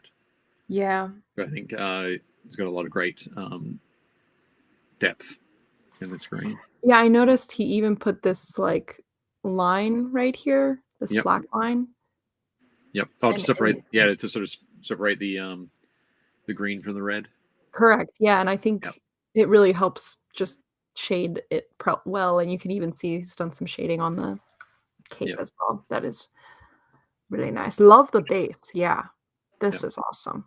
I think that the base is probably done with a crackling thing. What do they call that? The technical paints. It might be texture paints. The Grell and Earth. There we go. Yeah. Yeah, when that's loaded on, you get that that crackle effect. Yeah, that looks awesome. Simon's popped a thin wash over it to accentuate it there. No disintegrations. That face on the helmet. Yep. Yes, thank you for sharing. It looks awesome. Nice one, Simon. Very cool. Another one from Steve, because we didn't get to his last week, so he gets 2 this week. 2, nice. More zombie abominations. Yep. Excellent. Yeah, these are looking very cool. These zombies are beefed up. Oh yeah, the abominations are insane. They're always crazy. They're like, you don't want to mess with these. No, not at all. But yeah, loving these, and I love the like the yellow gloves on there. There's a bit of that yellow and the bright green has a bit of a like a superhero kind of vibe. It's true. Yeah. Is this supposed to be a traffic cone? I'm not sure. That's like melted onto his hand. Maybe. I just thought there might be like big industrial rubber gloves. Oh, okay. Yeah. Torn and that kind of thing. But no, looking very cool there, Steven. Yeah, nice. Early dudes. Yeah. And that's it for today. That was our last mini. Cool. Excellent. Thank you, everybody, for... Sorry. Tell it. You can say it, Dave. So I say thank you, everybody, for sharing. It's very cool to check out your minis each week.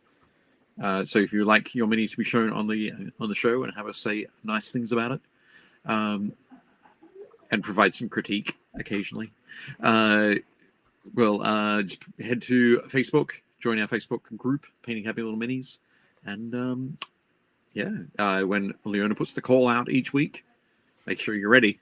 Drop your mini in the chat, in the comments. Yep. Yeah, it's always fun to see what people are doing, how progress is coming along. It's always nice. We like to do it. So keep us updated with what you're doing. Please do.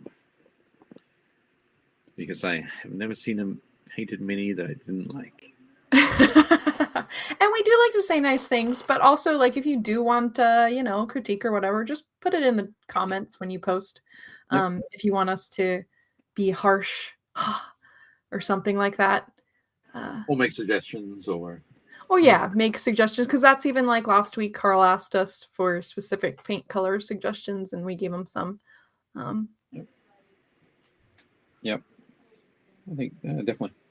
We can do all those sorts of wonderful things. All right. And again, because we had so many minis, I'm not going to finish this one. But I'm just going to give her orange braids, which you can't quite see there. There we go. Oh, also, hi, Wyatt. Sorry. For some reason, Restream doesn't see your name, but I see it. You see it. Leona sees all. Yeah, I see all. I'll try to get them in for next week. Sure, yeah, thanks. That would be awesome. Cool. And great stuff all around. Yes, I agree. Part of Painting Happy Lil Minis, we all like to enjoy painting, talk about mini painting. Yep. Help other people get into mini painting. Have friends.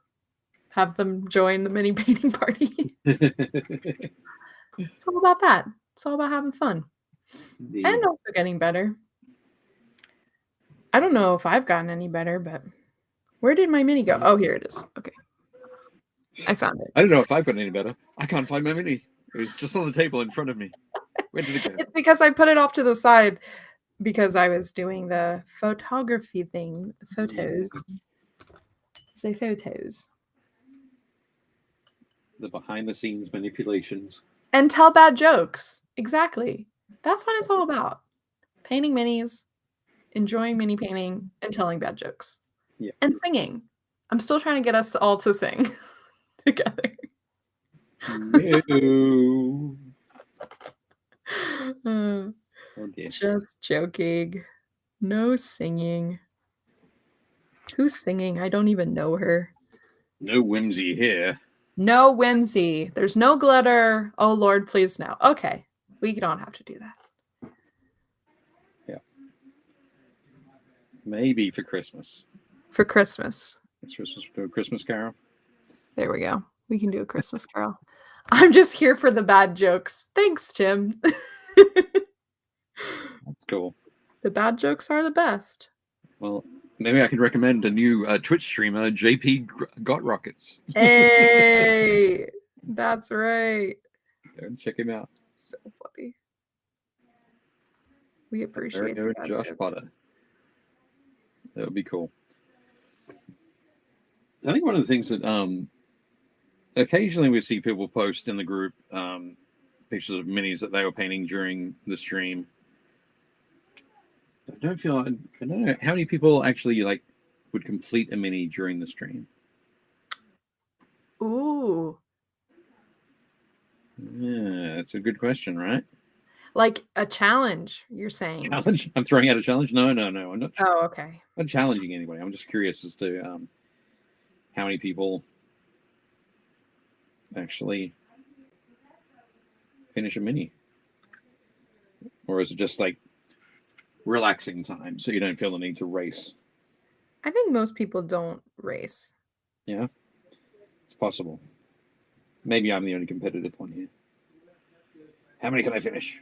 JT said I completed the pilot. Oh, cool. Excellent. Take a photo of him before you hide him away. Oh, yeah. I didn't think about that. So sad. Betsy says I do not paint fast.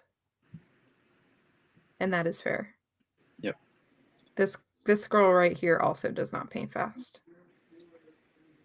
That's okay. Paint very slowly. Very slowly. Painting however you want to paint. Whatever works for you. So now I'm doing the gold pieces, gold sections. And I really should be using my painting handle. Jeff Holbridge says I made some progress on a mini tonight, but I'm way too slow. That's okay. Okay, that's I'm good. also painting 2 trolls at the same time. Yep. That works. That'll definitely slow things down a little bit. For sure.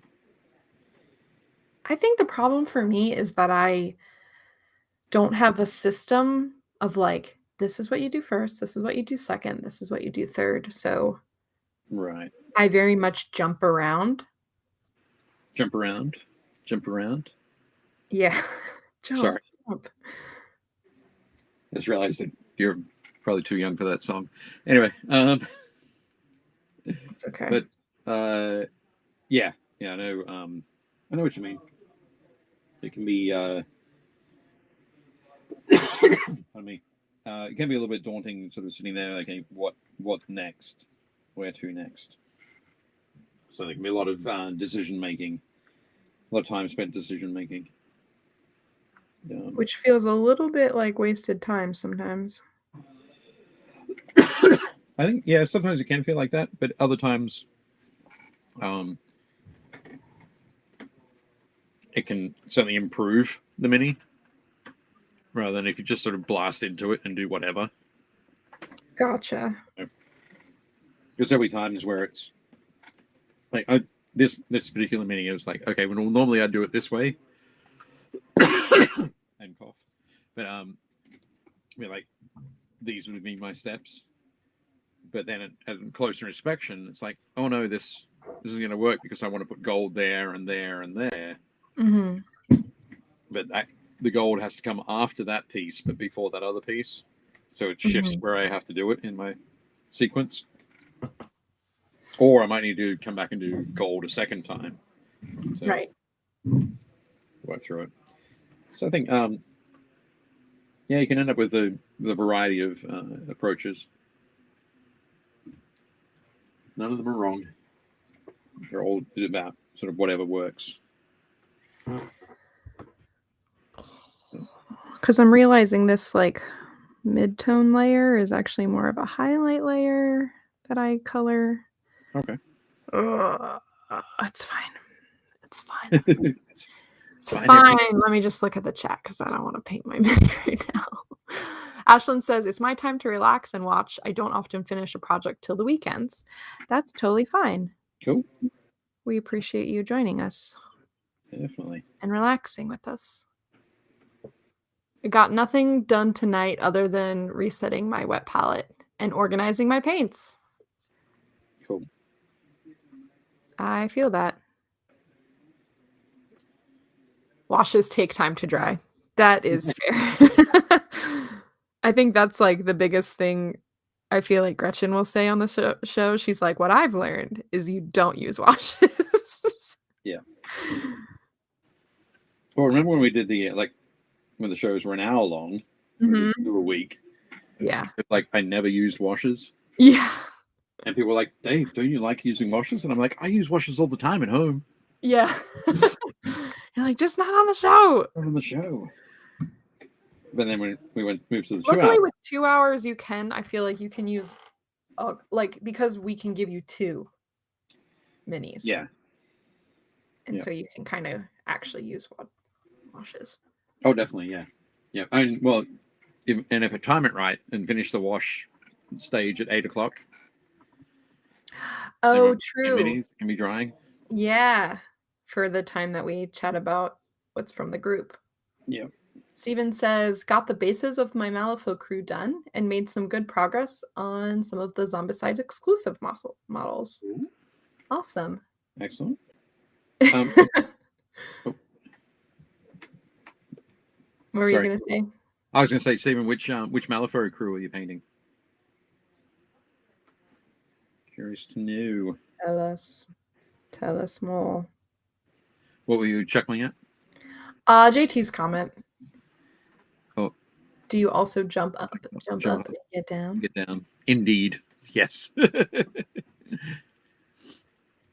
Sean says, I like to get base coats during the week and finish the models on the weekend. Okay, that's cool. That's smart. Yeah. Very cool. Jeff says, I was organized. If I was organized, I should have a few on the go so I can paint in stages. Right. Yeah, I see what you're saying. Got a lot of my mechs started. That's cool. Cool. Steven says he's painting the Ortega family. Excellent. I think they're for the guild. I could be wrong, but yeah, lots of great gunslinger action. Oh, Jason said I had birthday cake with my son for his 10th birthday tonight. Congratulations. Happy 10th. Happy 10th birthday to your son. That's so cool. Yeah. Tell us what kind of cake it was, please. Let me live vicariously through you. I love cake. I love all desserts. Yeah. We haven't talked food on the show, which is good because I would not stop. Right. Yes, we haven't it's the Perdita Guild. Perdita Guild. Cool. Excellent. Oh no. There you go. What's the matter? Did something happen? My purple. Oh. I know where it is too. Is it at this? Back in a second. Okay. Back. Dave will be back with the purple. It's very exciting.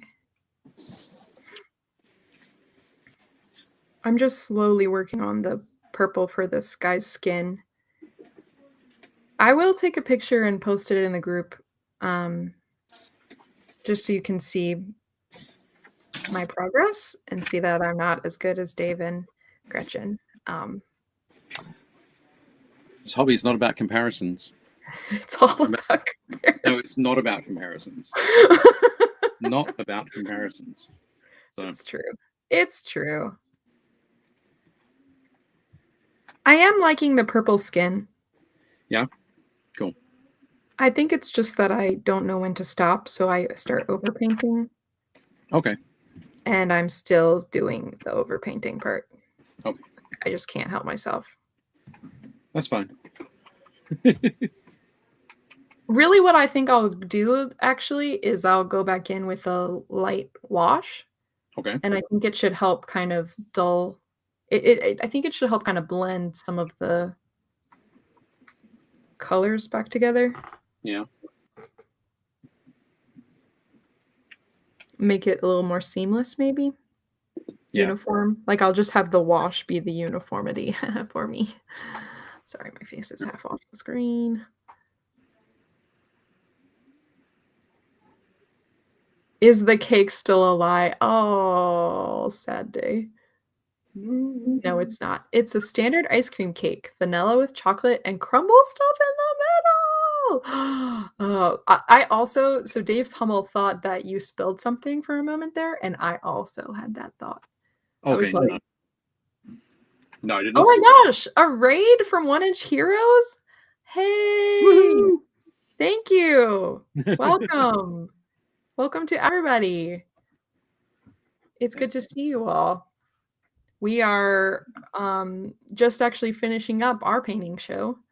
The way our what's shaking, folks? Hey, I know, I saw that you started painting Drew on Thursdays too. That's super awesome. How was your show? How are things? What projects are you working on? I think Drew said he was painting Jedi tonight. Ooh.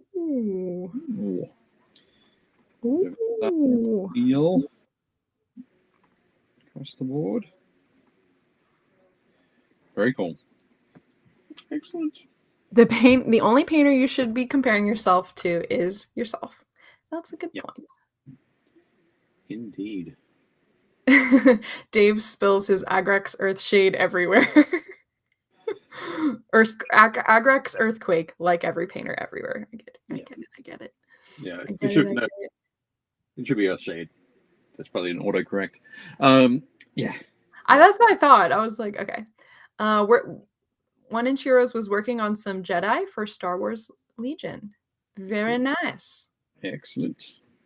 I will admit that when I was out at Spray Team, not last weekend, the weekend before, I spilt some green, some lovely green, a lovely dark green on my jeans right there. Oh no! Yep. But thankfully, it's very dark, so you can't. When I'm sitting in shadow, you can't see it unless you're looking very closely. That's good. So it's a little sad though. It is, because these jeans were fairly new. Ooh, that is sad. Yeah. And I only allow myself like one new pair of jeans a year. So Dave. Maybe I'll have to make an exception this year. No, that'll cut into my miniatures money. Oh, that's what I cut into my miniatures money. Thanks for joining, Josh. Josh has to dip out early. Keep painting. Happy Little Minis. Great show. See you next week. Yeah, see you next week. See you next week, Josh. Good luck with your Twitch channel whenever you end up streaming. Yeah. Good night, everyone. Also to Tim. Great show and impressive minis as always. Thanks for joining. It's good to have you here. Sorry I missed your comment earlier. Apparently Jason's dog is named Jedi, and he looked up in curiosity to Dave's comment. Wow. That's cool. That's so funny. It is excellent. I know I mentioned our new kittens before. They're getting really big now. And they're able to. We'd had a barrier across the top of the steps of the basement, so they were finally got to the point where they were able to jump over it. And when they came down here and explored, like for the first time, they were a very rambunctious pair. They were all over the place, and I was a little bit worried that they were going to be knocking things over. So yeah, yesterday I installed a door at the top of the stairs, so they can't come through the door. You're like, I have a solution. Absolutely. It's called a door. Yep. Until they You're can break. more of a pain than a window. Yep. Have a great night, Ashlyn and JT. Have a great night. See you all next weekend. Yeah, it looks like we are at the end of our show. Oh my Our goodness. folks know. They know. Things are wrapping up. Can't come through a door yet. Yeah, the cats haven't gained that power. So next week we will also be doing a remote location live stream, partly just because of COVID and things like that. We just want to be safe and make things super safe. For everybody. What? For everybody, including you. Including you all at home. So, yeah, next week, hopefully Gretchen will be able to join us and continue working on her dragon. Dave, will you hopefully be able to, are you hoping to finish up the dwarf before? Yeah. I'll probably be able to finish her up tonight, actually. Okay. Gotcha. Getting very close to that. Here is how she's looking now. Very nice. I gave her some gold accents there. I put some purple gems on. I was going to say, she has a gem. Yep. Gem. Oh, and on her hand, too. Yeah, on her gauntlets. Yeah. That's awesome. I love that. So, yeah, coming along nicely. It's almost like her spells are activating the gem's power. That's my, like, it's kind of my lore here. Yeah. Awesome. Oh, yeah. Mark says Dave post some close-ups. Yeah, definitely. We will definitely paint some close-ups. I'll also take a picture of my miniature to show you all. That would be cool. And you can tell me nice things. Nice things. Nice things only. They must be in rhyming couplets. And you have to say it in rhyming couplets. Exactly. So we will see you all next week. Thank you for joining. Be sure if you want to catch mini painting hobby people throughout the week, you join our Facebook group. That's where we all are. We're all hanging and chatting. Stay tuned for, hopefully in February we'll be able to be back in studio and then have some different projects going on for Dave and Gretchen. And same time, same show, same mini painting fun. Same pet channel. Yeah. And let me see if I can remove the chat before we say our final farewells. It was good to see everybody and enjoying us in the chat. Thanks, Drew, for your raid. It was awesome to see you. And we will see you all next week. Bye. Bye.